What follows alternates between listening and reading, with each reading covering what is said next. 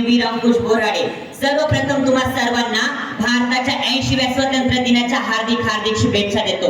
आज 15 ऑगस्ट आपल्या मातृभूमीच्या शृंखला तोडून तिला पारतंत्र्यातून मुक्त करणार हा सुवर्ण दिन। आज या ठिकाणी आपण सर्वजण देशाचा स्वातंत्र्य दिन साजरा करण्यासाठी जमलो आहोत। तेव्हा देशाच्या भूतकाळापासून ते भविष्याच्या वेदापर्यंत मी काही महत्त्वाच्या विषयांवर माझे मनोगत व्यक्त करत आहे।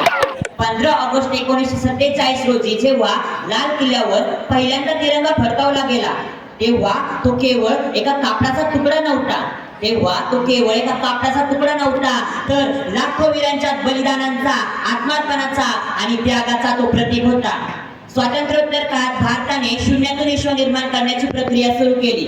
फाळणीच्या वेदना, दुःख, गरिबी या सर्वांमधून भारताने आपल्या स्वतःला सावरले आणि एका सार्वभौम राष्ट्रामध्ये रूपांतर झाले।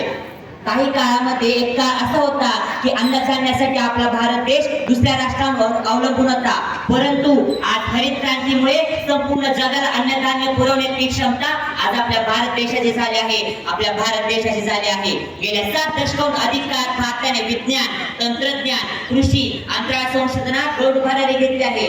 मंगळावर आणि चंद्रावर आपल्या भारताचा झेंडा फडकवून या संपूर्ण देशाला आपल्या भारत देशाची बौद्धिक क्षमता दाखवून दिली आहे।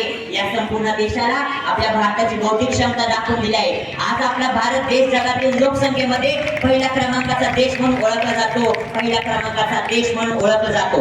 परंतु एका नाण्याला जशा दोन बाजू असतात तशीच आपल्या भारत देशाची एक दुसरी बाजू आहे जिला आपण नाकारू शकत नाही। आपण एका बाजूला चंद्र सर करत आहोत तर दुसऱ्या बाजूला देशात महागाई, वाढती बेरोजगारी यांकडे आपण अजिबात दुर्लक्ष करू शकत नाही। आजच्या या तरुण काळात सोशल मीडियामुळे विद्यार्थ्यांचं आणि तरुण पिढीचं प्रचंड प्रमाणात नुकसान झाले। याचं एक अप्रतिम उदाहरण मी तुम्हाला देतो। प्रचंड धावपळीत द्रुतगतीने धावणाऱ्या स्पर्धेच्या गतिमान युगात विशेष यश मिळवण्यासाठी वेळेचे महत्त्व अमूल्य आहे, परंतु दुर्दैवाने केवळ मनोरंजनाच्या नावाखाली तुटपुंजी वेळेचे असंख्य लोक टाइमपास करतात। त्यामुळे बघता बघता काळ पुढे निघून जातो, आपण मात्र काळाच्या कित्येक मैल मागे पडतो। वेळेचे महत्त्व ओळखून बिनचूक नियोजन केल्यास कला, क्रीडा, साहित्य, शिक्षण, विज्ञान, उद्योग अशा क्षेत्रांमध्ये सामान्य माणूस गरुड भरारी मारू शकतो। यासाठी नीतिमूल्यांची जपणूक आवश्यक असते। कृतीशून्य विचार हे अर्थशून्य प्रमाण मानून समाज मान्य संकेतानुसार जे जे योग्य आहे ते करण्याचा प्रयत्न करा। आपल्या मनातील भावना दुसऱ्यांपर्यंत पोहोचवण्याची कला आत्मसात करून जायचे कोठे, थांबायचे कोठे निश्चित करा आणि त्या दृष्टीने स्वप्न बघा। पण स्वप्नाशी बघा की जी जागेपणी स्वस्थ न बसून देणारी, खरं तर झोपच न लागू देणारी स्वप्न बघा आणि त्या दृष्टीने ध्येयाच्या पाठीमागे धावत सुटा। असं केल्यास त्या जगातील कुठलीही शक्ती तुम्हाला स्वातंत्र्य मिळवण्यापासून रोखू शकत नाही, तुम्हाला यश मिळवण्यापासून रोखू शकत नाही। मित्रांनो, आपल्या भारत देशाचा इतिहास आहे हातात नांगर धरायचा, पण वेळ आली की त्या हाताने तलवारी देखील धरल्यात। ज्या स्वातंत्र्यासाठी वीरांनी रक्ताची होळी आणि गोळ्यांची दिवाळी खेळली आणि आपल्याला स्वातंत्र्य मिळवून दिला, त्यावेळेस त्यांच्या मनात एकच विचार होता की आपला भारत देश अशी परिस्थिती पुन्हा कधीच येऊ देणार नाही। जे स्वातंत्र्यवीर ज्यांनी नाही नशिबाची रेषा हातावर म्हणून तलवारीने ओढून इतिहास रचला, ते स्वातंत्र्यवीर ज्यांनी नाही नशिबाची रेषा हातावर म्हणून तलवारीने ओढून इतिहास रचला।